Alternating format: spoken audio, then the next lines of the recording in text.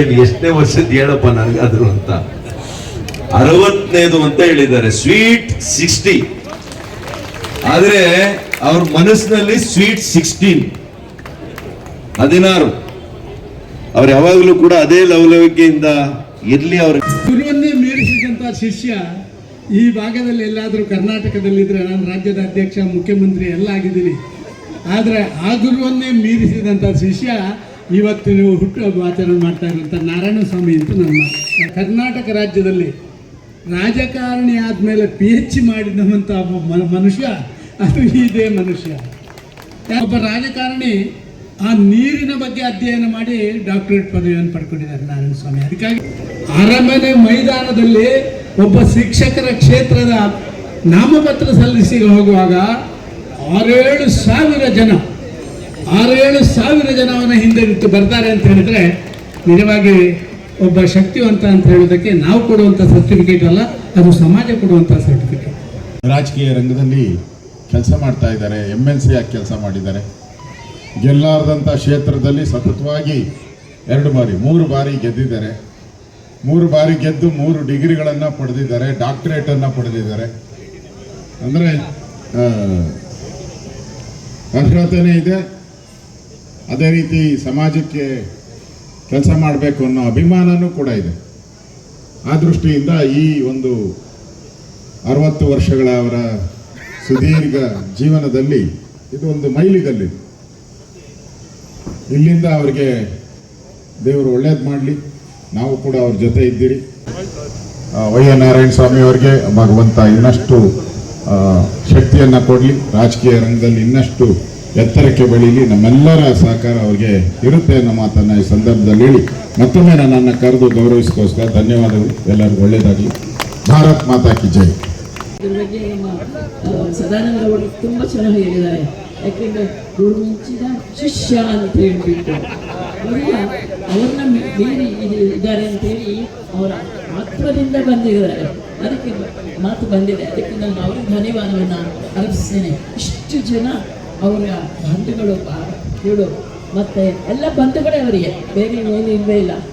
ಮತ್ತು ಕಾಯಕವೇ ಕೈಲಾಸ ಅನ್ನೋ ಒಂದು ತತ್ವವನ್ನು ನಮ್ಮ ಜೀವನದಲ್ಲಿ ಅಳವಡಿಸ್ಕೊಂಡಿದ್ದಾರೆ.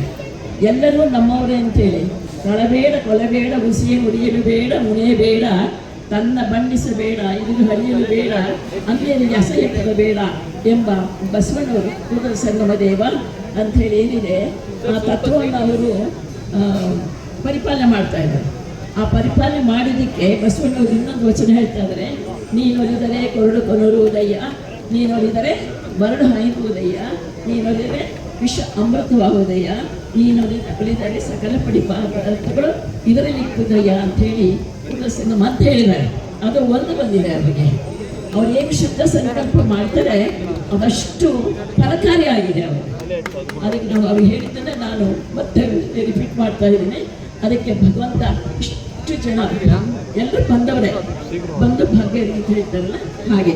ಸೊ ಅವ್ರಿಗೆ ಇನ್ನಷ್ಟು ಆಯಸ್ಸು ಆರೋಗ್ಯ ಕೊಟ್ಟು ಅವರೇನು ಶುದ್ಧ ಸಂಕಲ್ಪ ಮಾಡ್ತಾರೆ ಅದು ಫಲಕಾರಿಯಾಗಲಿ ಅಂತೇಳಿ ಭಗವಂತನ ಪ್ರಾರ್ಥಿಸ್ಕೊಳ್ತಾ ನನ್ನ ಮಾತನ್ನು ಮುಗಿಸ್ತಾ ಇದ್ದೀನಿ. ಜೈ ಹಿಂದ್, ಜೈ ಕರ್ನಾಟಕ ಮಾತೆ. ಭಾರತ ಮಾತೆಗೆ ಒಂದು ಘೋಷಣೆ, ಬೋಲೋ ಭಾರತ್ ಮಾತಾ ಕಿ, ಬೋಲೋ ಭಾರತ್ ಮಾತಾ ಕಿ, ಬೋಲೋ ಭಾರತ್ ಮಾತಾ ಕಿ. ನಾರಾಯಣ ಸ್ವಾಮಿ ಅವರಿಗೆ ಜಯವಾಗಲಿ. ಜೈ ಹಿಂದ್, ಜೈ ಕರ್ನಾಟಕ. ಸದಾನಂದ ಗೌಡರು ಹಾಗೂ ಅವರ ಶಿಷ್ಯ ಇವತ್ತು ದಿನ ಗುರು ಮಿಂಚು ಶಿಷ್ಯರು ಅಂತ ಹೇಳೋದಕ್ಕೆ ಈ ಜನಸಾಗರವೇ ಸಾಕ್ಷಿ. ಯಾಕೆಂದರೆ ಅವರು ಮಾಡಿರ್ತಕ್ಕಂಥ ಕೆಲಸಗಳಿಲ್ಲ, ಆಡುಗುಟ್ಟದ ಸೊಪ್ಪಿಲ್ಲ, ನಾರಾಯಣ ಸ್ವಾಮಿ ಅವರು ಮಾಡಿರ್ತಕ್ಕಂಥ ಸಾಧನೆಗಳಿಲ್ಲ. ಹಾಗೆ ಹುಟ್ಟುಹಬ್ಬವನ್ನು ಪದ್ಮ ಪ್ರಶಸ್ತಿ ಹಾಗೂ ಸಮಾಜ ಸೇವೆಯಲ್ಲಿ ತೊಡಕೊಂಡು ಸುಶೀಲಮ್ಮ ಅವರು ನಮಗೆ ನಿಜವಾಗ್ಲೂ ಈ ದೇಶದ 2ನೇ ತಾಯಿ ಮದರ್ ತೆರೇಸಾ ಅಂತ ನಾನು ಹೆಸರು ಹೇಳ್ತಾ ಇದ್ದೀನಿ. ಯಾಕೆಂದರೆ ಅಂಥ ತಾಯಿ ಮತ್ತು ನನ್ನನ್ನು ದಿವ್ಯಾಂಗ ನಾನು ಇವತ್ತು ದಿನ ಅಂಗಾಂಗಗಳು ಮುಖ್ಯ ಅಲ್ಲ, ಸಾಧನೆ ಮಾಡಿರೋದು ಮುಖ್ಯ. ಆ ಮಗನನ್ನ ಕೊಟ್ಟು ಕೋಲಾರನ ಕೀರ್ತಿಯಾಗಿ ಮಾಡಿರ್ತಕ್ಕಂಥ ತಾಯಿ ಯಾರಾದರೂ ಇದ್ದಾರೆ ಅಂತ ಹೇಳಿದ್ರೆ ಅವರು ಪಾಪಮ್ಮ. ಅವರು ಕೋಲಾರಕ್ಕೆ ಒಂದು ಒಳ್ಳೆ ಹೆಸರನ್ನು ತಂದು ಕೊಟ್ಟಿರ್ತಕ್ಕಂಥವ್ರು ಚಿನ್ನದ ಮಗನ ಪಡೆದು ಇವತ್ತು ದಿನ ಭಾರತ ದೇಶವನ್ನು ಕಟ್ಟೋದಕ್ಕೆ ಅವಕಾಶಗಳನ್ನ ಕೊಡ್ತಾ ಇದ್ದಾರೆ. ಅವ್ರಿಗೆ ಇನ್ನೂ ಹೆಚ್ಚಿನ ಅಧಿಕಾರ ಅವಕಾಶಗಳು, ಅವರ ಆಯಸ್ಸು, ಮುಖ್ಯವಾಗಿ ಅವರ ಆಯಸ್ಸು ಆರೋಗ್ಯ ಹೆಚ್ಚು ಕೊಡಬೇಕು, ಅವ್ರಿಗಿನ್ನ ಹೆಚ್ಚಿನ ಅಧಿಕಾರಗಳು ಸಿಗಬೇಕು. ಮುಂದೆ ಅವರಿಗೆ ಈ ಕ್ಷೇತ್ರದ MLA ಆಗಿ ಬಂದು ನಮ್ಮ ಎಲ್ಲರ ಸೇವೆಗಳನ್ನು ಮಾಡಬೇಕು ಅಂತ ನಮ್ಮ ಆಸೆ ಇದೆ.